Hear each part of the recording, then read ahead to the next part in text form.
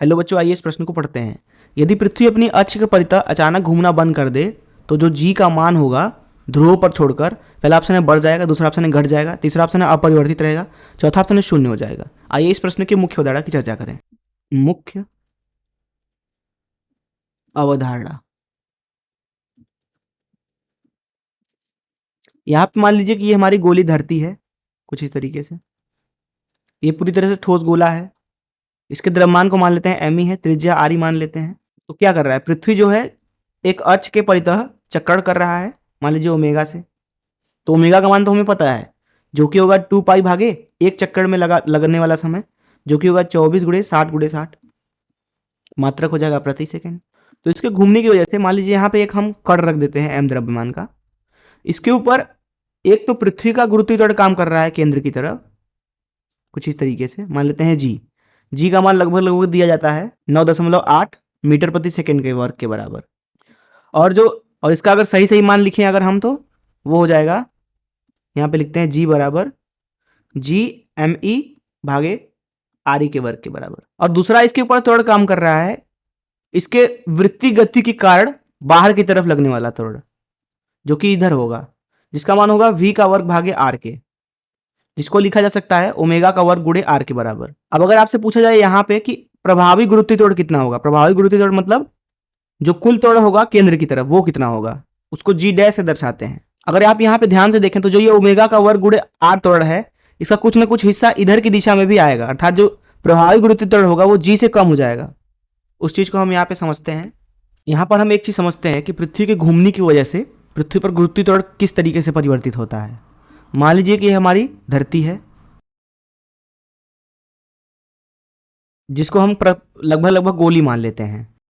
मान लेते हैं कि धरती जो है वो इस अक्ष के परितः चक्कर कर रहा है, अर्थात कुछ इस तरीके से। मान लीजिए इसका कोणीय वेग जो है वो ओमेगा है, तो ओमेगा का मान तो हमें पता है 2 पाई भागे टी। टी मतलब कि एक चक्कर कितने समय में लगाता है, पृथ्वी एक चक्कर 24 घंटे में लगा लेता है, तो 2 पाई भागे 24 घंटे मतलब 24 गुणे 60 गुणे 60, इतना हो जाएगा ओमेगा प्रति सेकेंड।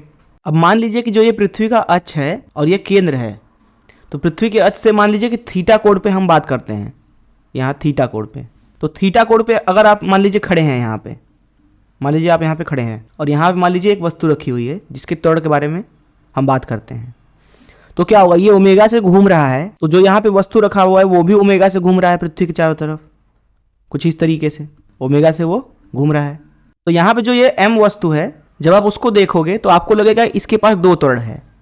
पहला तो केंद्र की तरफ गुरुत्वीय त्वरण, और दूसरा ऐसे इस तरीके से बाहर की तरफ इस m वस्तु के वृत्तीय गति के कारण एक नया त्वरण आएगा यहाँ पे, जिसका मान होगा ओमेगा का वर्ग गुणे r त्रिज्या। और ये r त्रिज्या यहाँ अक्ष से दूरी है। अब पृथ्वी का जो त्रिज्या है वो मान लेते हैं आर ई है, तो r का मान हो जाएगा r बराबर आर ई साइन थीटा, और गुरुत्वीय त्वरण होगा केंद्र की तरफ कुछ इस तरीके से जी। तो यहाँ पे मैं आपसे अगर पूछूं कि इस कण का प्रभावी गुरुत्वीय त्वरण कितना है, तो उसको निकालने के लिए हम क्या करेंगे कि यहाँ पे कुछ चीजें हल करेंगे। वो दरअसल होगा जी प्रभावी बराबर जिसको हम जी डैश बोल देते हैं, वो हो जाएगा, ये जी केंद्र की तरफ है और ये ओमेगा का वर्ग गुणे आर। यहाँ पे ये वाला कोण भी थीटा है, तो ये वाला कोण 90 ऋण थीटा है। तो इस ओमेगा का वर्ग गुणे आर का एक तो इधर आएगा त्वरण और एक इधर आएगा। इससे हमें मतलब नहीं है प्रभावी के लिए, क्योंकि प्रभावित जो त्वरण होगा वो पृथ्वी के केंद्र की तरफ होना चाहिए। इसलिए यहाँ पे लिखेंगे जी डैश का मान जी ऋण क्यों कर रहे हैं, क्योंकि ये वाली जो त्वरण है ये जी के विपरीत दिशा में है, जो कि है ओमेगा का वर्ग आर कॉस 90 ऋण थीटा। तो ये हो गया हमारे पास में जी प्रभावी अर्थात जी डैश का मान, जो कि लिखा जाएगा जी ऋण ओमेगा का वर्ग गुणे आर का मान रख देते हैं आर ई साइन थीटा गुणे कॉस 90 ऋण थीटा साइन थीटा। तो यहाँ से आपको मिल रहा है जी डैश का मान जी ऋण ओमेगा वर्ग आर ई साइन वर्ग थीटा। तो ये है पृथ्वी के किसी भी जगह पे प्रभावी गुरुत्वीय त्वरण का मान, जो कि पृथ्वी के चक्कर की वजह से पृथ्वी के हर एक बिंदु पे कम हो गया है। यहाँ पे आप थीटा अलग अलग डालते जाइए, आपको गुरुत्वीय त्वरण प्रभावी गुरुत्वीय त्वरण मिलता जाएगा पृथ्वी के अलग अलग जगहों पे। अगर हम बात करें विषुवत रेखा की, विषुवत रेखा पर, तो विषुवत रेखा जो होता है, अगर उसका हम कोण देखेंगे उसके घूमने के अक्ष से, तो वो 90 डिग्री होगा। और क्योंकि विषुवत रेखा कुछ इस तरीके से होगा 90 डिग्री पे, जिसके लिए थीटा का मान हम यहाँ पे 90 डिग्री रख देंगे।